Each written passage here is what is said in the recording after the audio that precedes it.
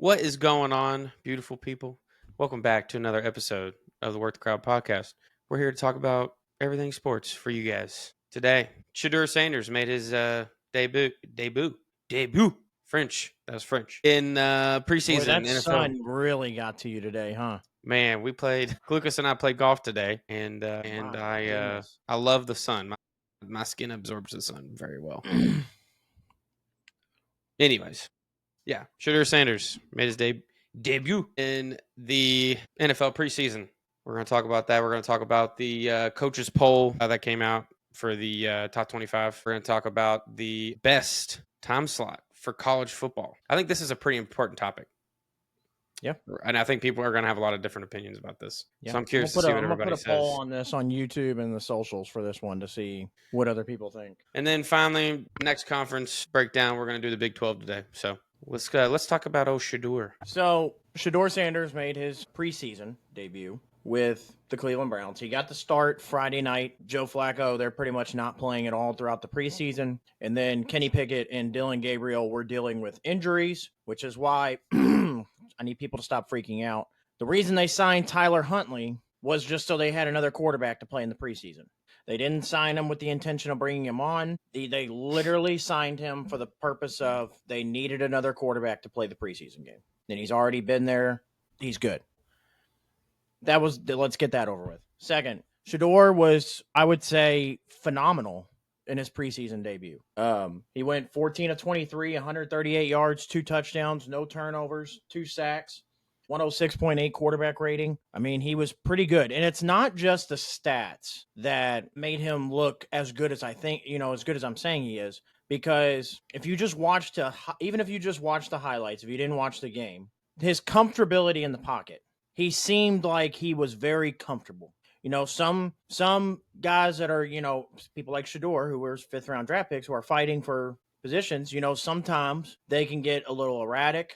They can force a ball or two just because they want to try to, hey, if I make this play, maybe this saves, this, solidifies a job spot for me, but nothing of that came for Shedeur, in which we kind of knew that Dion, if anything, was going to prep Shedeur for the NFL.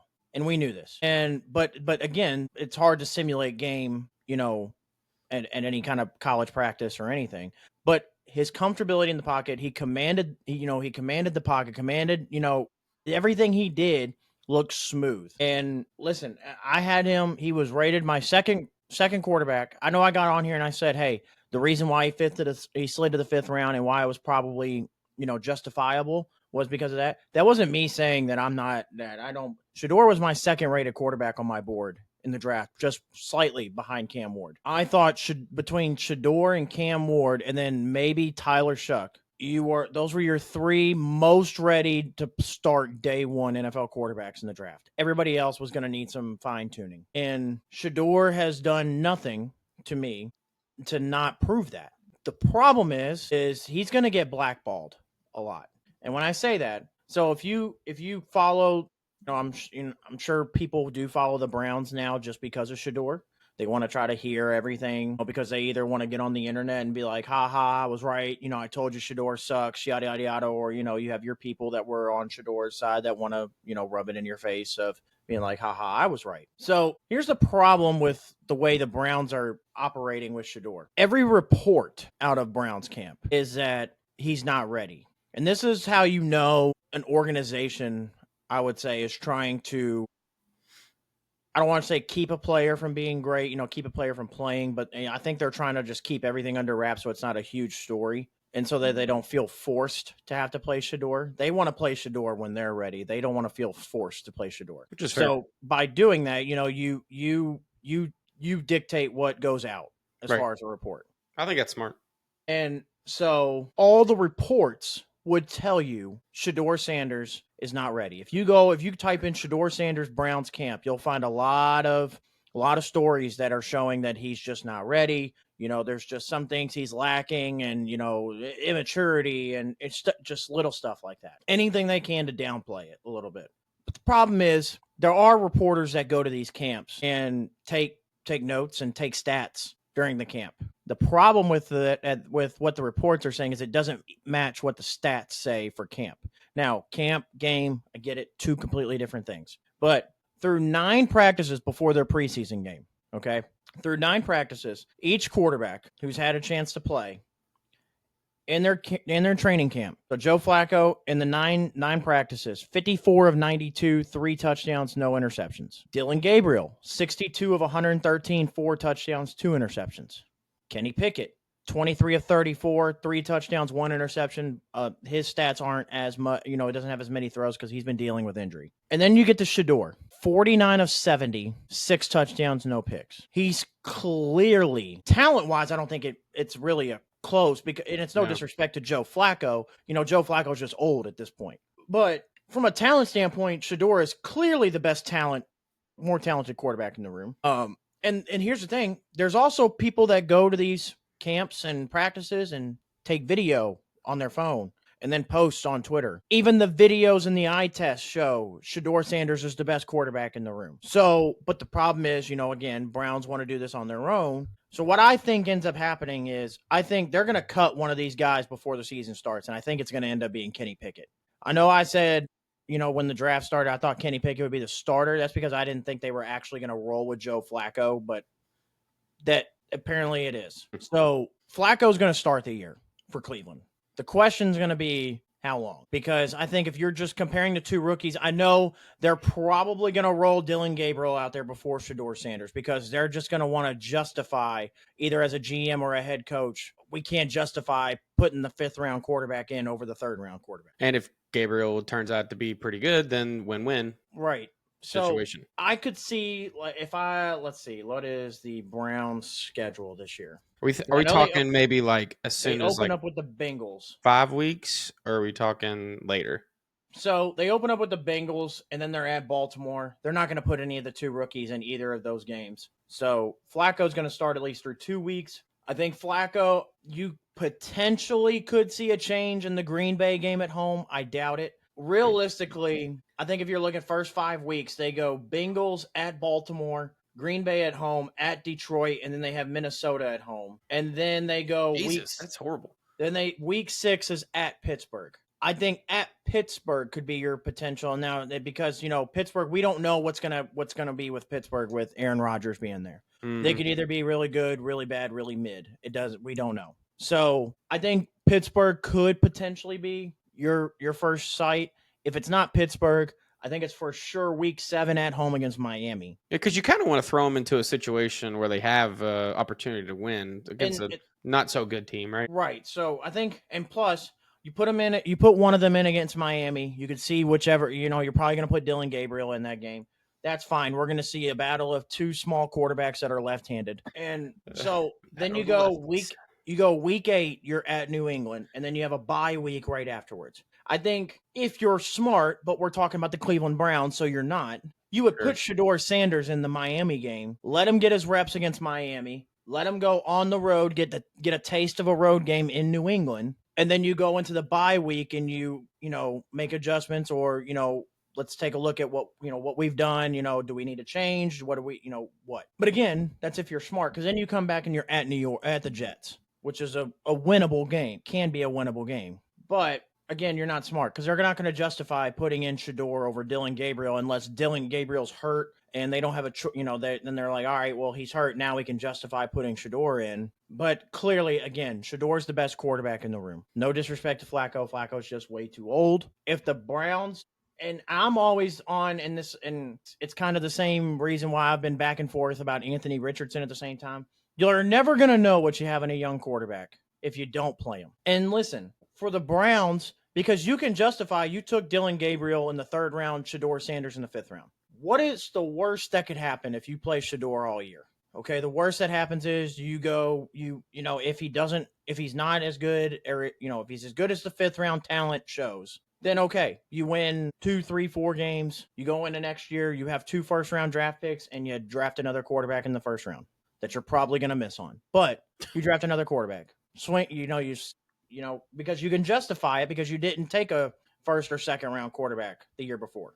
But if he hits and he wins you, he's not going to win you, a lot of games, but he wins you, if he still wins 3, 4, 5 games with Shedeur, but he's playing very well, that's something to ride on for next year. Now you have something to build around. Listen, the Browns with Joe Flacco, without Joe Flacco, they're not winning shit, okay? It does not matter. So just roll Shedeur out there. They're not going to, but just roll him out there. Again, the worst that can happen is that you lose, he looks bad, and you draft another quarterback next year. Doesn't matter. Best case scenario is that he's really good, your team just sucks, and your schedule is not favorable, and you win 4 or 5 games. It is something to build on because it is weird. Every year there's a bottom team picking top 3 in the draft that you go, okay, if they pick the right guy here, they've got something building. Even if they're only a 4-3 win team, there's always but they were a really good 3-4 win team. So you could be that if you just give the kid a chance. Because again, I think your best chance of winning anything is Shedeur Sanders, and it's not Joe Flacco. You're not going to win anything, but your best chance at trying is Shedeur. But again, they're going to want to do it on their own terms. They did the same thing with Baker Mayfield when they played, even though they drafted a kid number 1 overall, they still played Tyrod Taylor, and then they put Baker in, and he lit it up for a while before he got hurt the 1 year, and then all of a sudden Cleveland acted like he was horrendous, and now look at Baker. So yeah, I think again, Shedeur's got to be your guy. Just you roll with it. Again, it cannot hurt anything if you play him. So, but moving on, let's talk about this coaches poll, Doug. Let's talk about my issues with this coaches poll outside of the blatantly obvious. So this is the coaches poll that was put out. I think it was actually last week, like right before we had recorded, but we had already, obviously started. So this is your coaches poll. So from 25 up, you got Boise State, Texas Tech, BYU, so on and so forth. So, Doug, I'll ask you before I go, from what you see, what's a problem here to you, if anything? I think, I think Miami's ranked a little too high. Indiana's in a good spot. Why is Ohio State not 1 is a kind of, I mean, maybe I guess for QB wise, but you just win a national title. Texas is doing the same thing. Huh? I get it. It's Arch Manning, but Texas is doing the same thing. Yeah. I don't know why Ohio State wouldn't just be 1. But everybody has to quit telling me that Texas deserves to be number 1 over Ohio State because of it. They're like, well, why? When I say, why isn't Ohio State number 1? Well, they're rolling out a new quarterback. So is Texas. Like, again, here comes because the kid's name is Manning. We juice it up a little bit more. Go down to the bottom. Where's Oklahoma? Oklahoma should probably be in there. I'm biased, but I still think Louisville should be in there. It's the first time in I can't remember how many years it was that Oklahoma has not started the year in the top 25. Yeah, I mean, honestly, they should be. I didn't even see the receiving votes, but yeah. I mean, I'm biased. I think Louisville should be in the top 25. Yeah, I mean, the rest, I mean, obviously it can be interchangeable a little bit, but I mean, the rest looks okay. For the first time since 1999, the Oklahoma Sooners didn't start in the top 25. That's interesting. So yeah, I start off with the obvious for me. Again, Ohio State is the returning national champions, okay?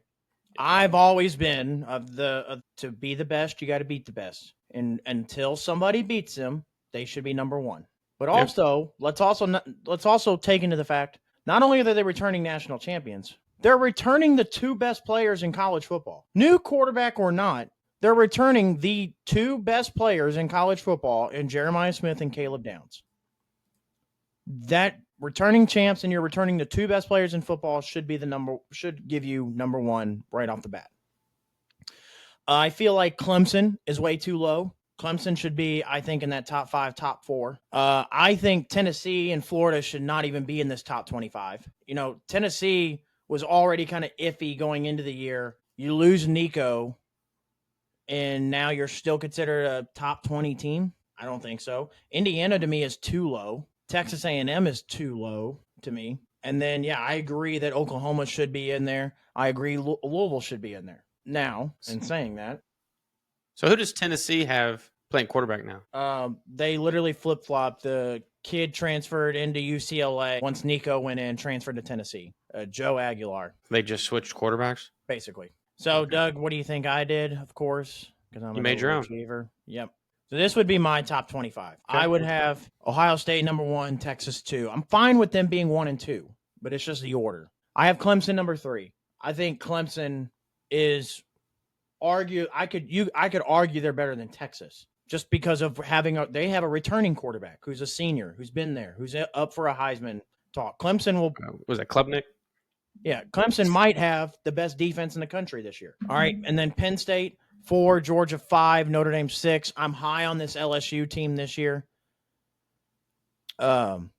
Arizona State being at 10. I understand they lost Cam Scatterbo, who was a big chunk of their offense last year. They still return quarterback Sam Leavitt, who was really good. They return one of the best receivers in the country in Jordan Tyson. I think Arizona State's going to be fine. South Carolina at 11. Again, Texas A&M at 12. They were way too low down there in the 20s for me. But then you scroll. Florida at 15. I know the only reason I kept them here, when I said they shouldn't be top 25, I'm more so looking at their schedule, like looking ahead. But because their schedule is brutal. Have you seen Florida's schedule? No, I have not. Yeah. Let me read you real quick. I know this is a little preview into next week. Obviously I'm not going to tell you who wins and loses. But the Florida football schedule this year goes, so, they play their games at the beginning of the year, LIU, and then South Florida. Their next 4 games after that are at LSU, at Miami, at home against Texas, and at Texas A&M. Then they play Mississippi State at home. Then they play Georgia. Then they're at Kentucky, at Ole Miss, at home against Tennessee, and Florida State. Their schedule is brutal. But the reason why they're going to be up here for a lot of people, and then also including me, is because if DJ Lagway plays, because he's already hurt, if he plays, Florida, last year, I think they ended the year 4-1 in the games that DJ Lagway started. I think it was something like that. So DJ Lagway plays, they'll be good, I think. They'll compete with a lot of those teams. Indiana, I think, is really good. And then again, right at the bottom, I agree. Louisville should be in the top 25. Oklahoma should be in the top 25, but also Utah should be in the top 25. So do you have any issues with my ranking? I mean, I'm sure you don't because Louisville's in there, but no, it's a good spot for me. No, I mean, no, I think it looks good. Yeah, we'll see. We'll see about Florida. That is a tough schedule. And schedules matter more than people realize. It's everything. It's everything, really. You got a lot of tough games like that. I mean, they could lose all those games, and they won't even be in the top 25 after week 4. So, or probably week 5. But yeah. But Clemson, I'm curious. I know. I mean, I know everybody's high on them, but I'm curious how they mesh. We'll see. I know Klubnik's. I mean, he's probably high. Early. Well, and they also have but probably behind Ohio State the best receiving core in college football returning. So I mean, Clemson, I think, is a very, very good football team. And I don't like giving Dabo praise, but I like Dabo. I've never been a big Dabo hater. Yeah, well, let me tell you that there is still an Ohio State-Clemson rivalry deep inside there. So even though we tapped their ass last time we played them. Anyways, so staying on the college football, and this was going to be your favorite topic, Doug. What is the best college football time slot? And when I say that, there's pretty much really 3, and it's the 12 o'clock slot, the noon, the 3:30 slot. I know, guys, before we start this, I know there's games that start at 3:30, 3 o'clock, 4 o'clock. I get that. But realistically, the prime time afternoon spot is 3:30. Yep. So noon, 3:30, or the 7:30/8 o'clock slot. Yeah, that would be considered your prime time. Your prime time yes. slot. So, and we talked about this. It matters on what we're talking about here as far as time slot.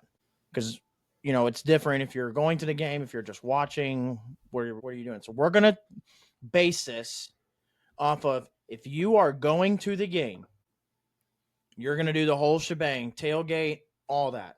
What is the best time slot for a college football game? 3:30. No question. For if you're tailgating, if you're going to the game, and you're tailgating, because this could be not like, and this matters too, who your team's playing. So right.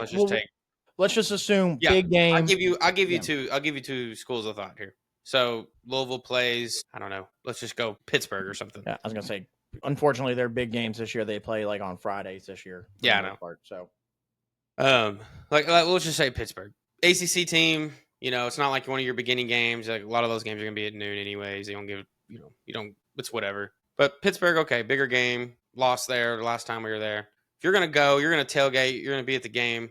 I think the 3:30 slot is perfect because you don't have to get up too early to tailgate for a noon game, which you're talking like 8 o'clock. And then, like we talked about, you kind of get the night effect because when you start getting closer into the middle of the season, you're talking October, November now, it's going to get dark. So you're going to get the light atmosphere. By the time you leave the game, it's going to be, or towards the end of the game, it's going to be nighttime. So you get that nighttime feel, and you can. It's not like too late. You can go do stuff afterwards if you want. So it's Saturday because college football's on Saturday. So the other school of thought is Louisville this upcoming season plays Clemson at home. Now it is a Friday night game, unfortunately, but if it was a Saturday game, you would want that an 8 o'clock game because you want the prime time TV slot for a big game like that. With a really good team coming in. So if you're going to the game, I would say 3:30. If you're just wanting to watch the game, I'd say try and get the 8 o'clock.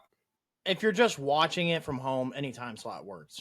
Yeah, I guess. You're just watching it from home. It doesn't really matter. Now, hold on. Now keep this in mind. Now, if you're a morning person, if you're just watching at home, you're a morning person, game day comes on, starts at 9, and it ends at, noon, like right before the first game. So now you go straight from college game day right into your game, which is kind of cool if you're just watching on the couch. True. I kind of like that. Now, yeah, I can see that because you get your game over with. Now I can enjoy football for the rest of the day.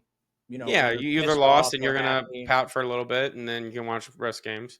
Or you won and you're living on a high and you're excited to watch everything. So I'm kind of conflicted because I feel like from the aesthetic, if you've never been to a college football game a day in your life, all right, and I said, I'm trying to give you the best I want to take you and give you the best atmosphere possible at the biggest game. We're going to go to the biggest game of the year. Let's just say for me, we're going to go to Ohio State, Penn State, Doug. We're going to say you've never been to an Ohio State game. So I want to give you the best possible atmosphere to really feel what going to an Ohio State game is like. Then the 8 o'clock slot is the best slot because we're going to get nighttime. People been partying all day. Because here's the thing.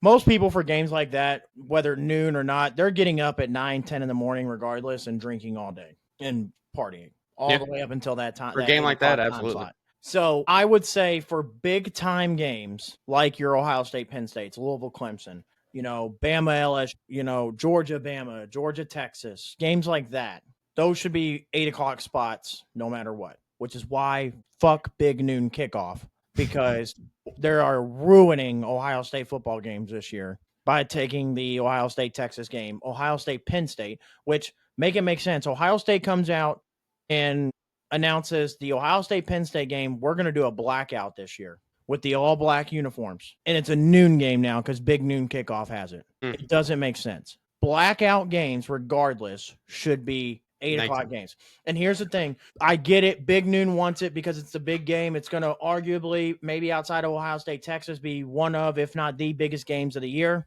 So of course you want it. Can we get a little self-awareness to go, maybe that should be a primetime game? Like, come on. What are we doing? But if I'm trying to do that, but for any other college football game, outside of like, your Louisville versus, when you're playing your FCS schools and everything, Green. When you're playing those could be noon games. It doesn't matter. That's fine.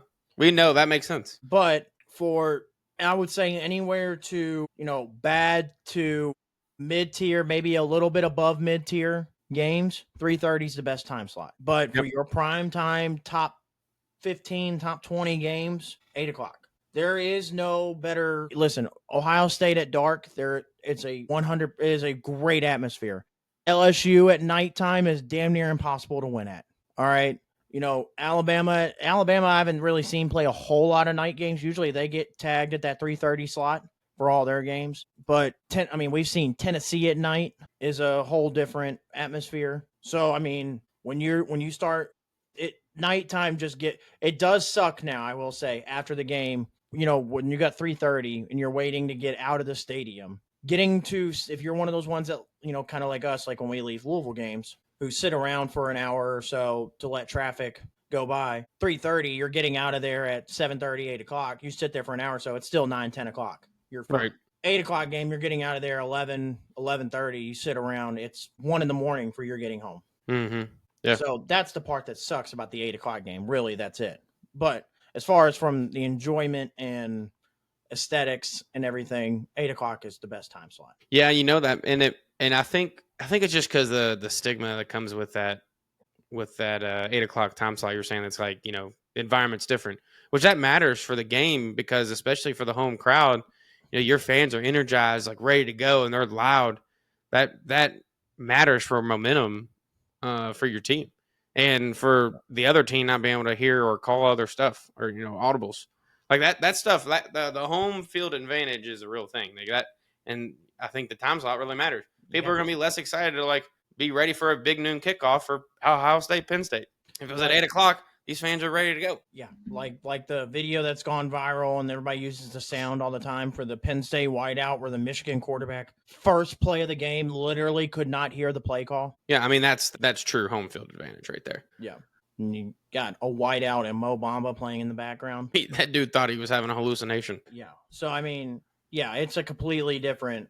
And then again, you go throw in 8 o'clock, kids have been drinking all day. That makes that crowd way more rowdier. Yep. Some people probably didn't even make it. True. Or they didn't make it past the first quarter. So sticking on to the college football theme, let's go. Next conference for this week, we've got the Big 12. Probably the least, I hate to say this, kind of least exciting conference of the Power Four now. So here we go. So again, same as it's been. So I have Utah and Arizona State going 8-1 in the conference, finishing 11-1 overall. With Iowa State not far behind them, 10-2, 7-2 in the conference. Baylor 7-2, Kansas State 7-2, Texas Tech, go Red Raiders at 10-2. Sorry guys, I have an online dynasty with the Texas Tech Red Raiders. Unfortunately for Texas Tech, I actually, all jokes aside from the online dynasty, I really do like Texas Tech as a football team. Problem is when you're going to have to go, and I have them getting a win at Utah, which already is going to be tough as is.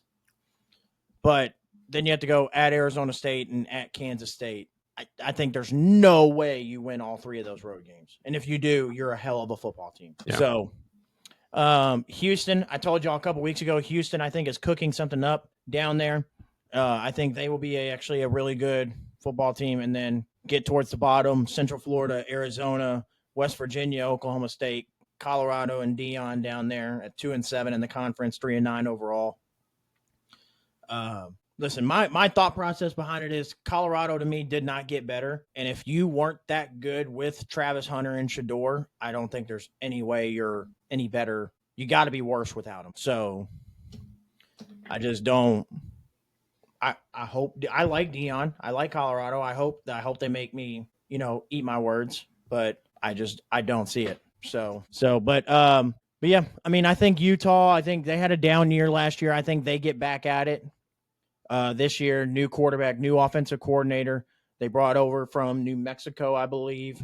And he brought his quarterback with him, Devin Dampier.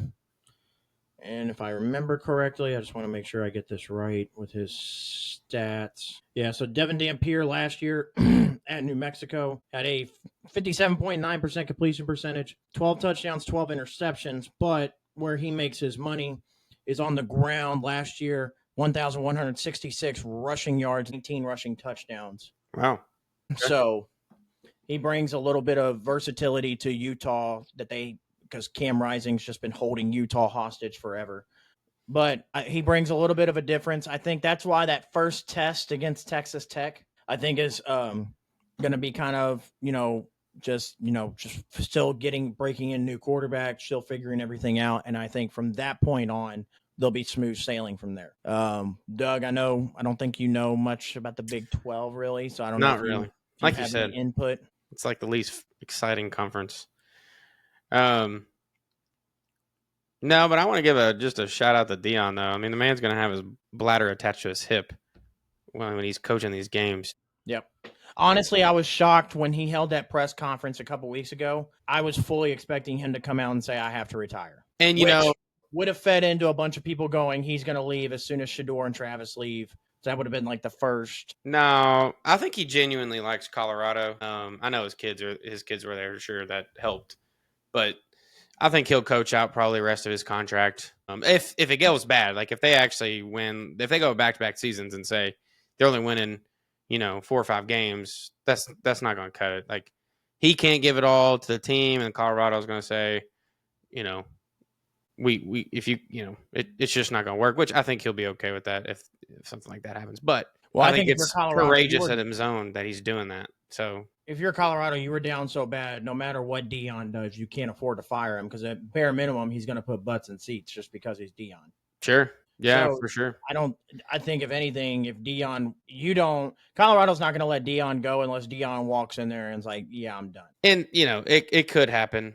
But again, like you said, he's that big name kind of coach. Like he could get some, a couple good recruits and might snag a, decent quarterback in the transfer portal. He could turn around next year. You never know. Which he did. So he did both of those things to try to replace Shedeur. So he did get Caden Salter, who's the transfer quarterback from Liberty, who was actually really good at Liberty. Last year he had kind of a down year. But, so Caden Salter. So last year, in 11 games, he 56% completion percentage, 1,886 yards, 15 touchdowns, 6 interceptions. But the year before, when Liberty played in a BCS Bowl, Caden Salter was 61% completion percentage, 2,876 yards, 32 touchdowns, and 6 interceptions. And that year, he also had 1,089 rushing yards and 12 touchdowns. So last year, he was kind of dealing with some injuries a little bit off and on. But so he does have that, and he did manage to sign 5-star quarterback Julian Lewis, who originally was going to go to USC with Lincoln Riley, backtracked, and went to Colorado with Deion. So he's got quarterbacks in the room. It's going to be now again, kind of like the same question was with Shedeur and Travis, is you've got your 2 studs, but can everybody else around them, help? Right. That was kind of Shedeur's problem at Colorado and why they weren't able to do anything. Shedeur and Travis did everything they possibly could, but their defense was horrible too. Well, yeah, I mean, their defense was if Travis doesn't get a pick, we're screwed. Yeah, pretty much. And their offense, it was Shedeur just had to make a play happen, and it had to be quick, or that offensive line wasn't going to be able to hold up because there's no run game. They just didn't have a run game, and their offensive line's been horrible, even with 5-star offensive tackle Jordan Seaton that they've had, but one offensive lineman doesn't make an entire O-line. So They've got the quarterbacks again, and I do believe they've got the playmakers. The problem is I just don't believe in everything else around them. Yeah, we'll see. I'm cheering for Deion. I want him to have, I want him to be successful. So we'll see. But other than that, I mean, it looks good. I'm curious to watch Utah. I'd be a little bit higher on BYU had their quarterback not left because he had premarital sex. Yeah, no, I'm serious. I know. I forgot about that. So, and then again, go Red Raiders. But I think Texas Tech could be a really good team. But again, I think that's gonna be hard to overcome having to play those three road games like that, and then again playing back into this when I did this last week for you all, adding in the Big 12 now. So I have Arizona State beating Utah in the Big 12 championship, which would put Arizona State lock in as Big 12 representation at 12-1. Utah sitting now. If I think Utah and Iowa State, do I think that they would add another Big 12 team? Probably not.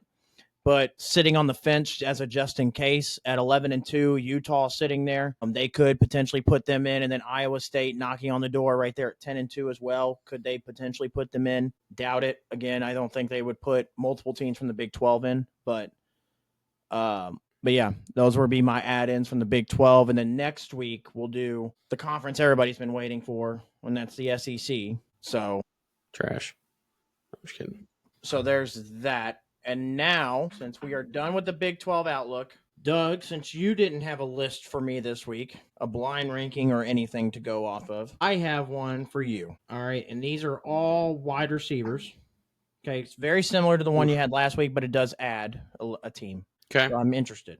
So Okay. this is a remove one group. The whole group. Okay. Yep. So it's a one school, but you got to remove the school. So the first school is LSU. They have Justin Jefferson, Jamar Chase, Malik Neighbors, Brian Thomas Jr., Odell Beckham Jr. Alabama, Devontae Smith, Jalen Waddle, Jerry Jeudy, Jamison Williams, and Calvin Ridley. Ohio State, Garrett Wilson, Marvin Harrison Jr., Jackson Smith-Njigba, Terry McLaurin, Chris Olave. And the last one, USC, Amon-Ra St. Brown, Drake London, Jordan Addison, Michael Pittman, Juju Smith-Schuster. So I got to remove one school. Remove one group. All right. Let's see. LSU, Bama, Ohio State. Here, you know what? I got you, Doug. Well, I was just going to break down the I know. school and think about it. I got it right here for you already, bud. Oh, perfect. Let's see. All right. Let me just take the highlight off there. And I'm just making it bigger for you. Good to go. Okay. Oh, buddy. This is tough. Now, this is strictly like where they were in college, right? So not counting in. I mean, if you NFL, do right? that, or if you want to translate to the NFL, you can translate them to the NFL. So here's the one school that's automatically, I think, safe for me is LSU, just based on that offense with. Listen, Jamar Chase, Justin Jefferson alone makes it safe. Right. I'm just saying that 2019 offense was insane. Right. So I think LSU is safe. I think the one school I think you get rid of USC. So I think you have to. I'm going to make an argument here, and I know certain people that listen to this podcast aren't going to like it, but I think there's an argument for USC over Bama. Oof, I don't know. So here would be my argument. So then this is where I argue.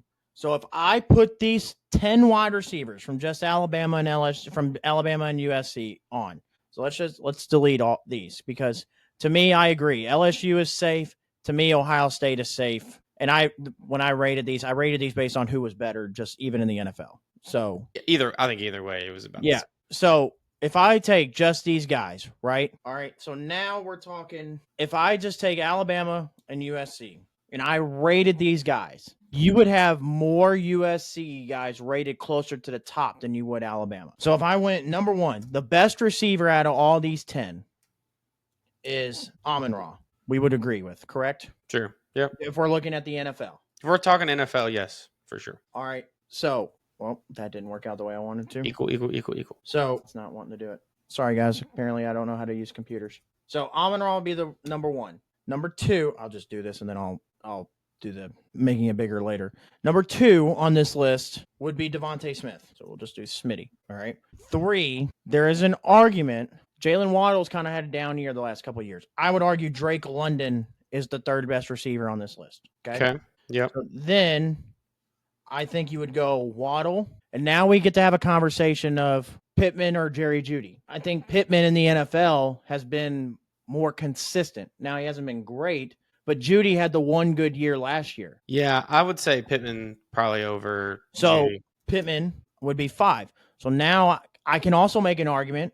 Is Jordan Addison in 2 years been better than Jerry Jeudy? Probably in 2 years. So if I go Jordan Addison's stats real quick, in 2 years so far, he's racked up rookie year 911 yards, 10 touchdowns. Last year, 875, 9 touchdowns. Jerry Jeudy, again, we talked about, has been kind of inconsistent up until last year. He finally had a breakout year last year, and that was really with Jameis. So we really don't even know if that's going to hold.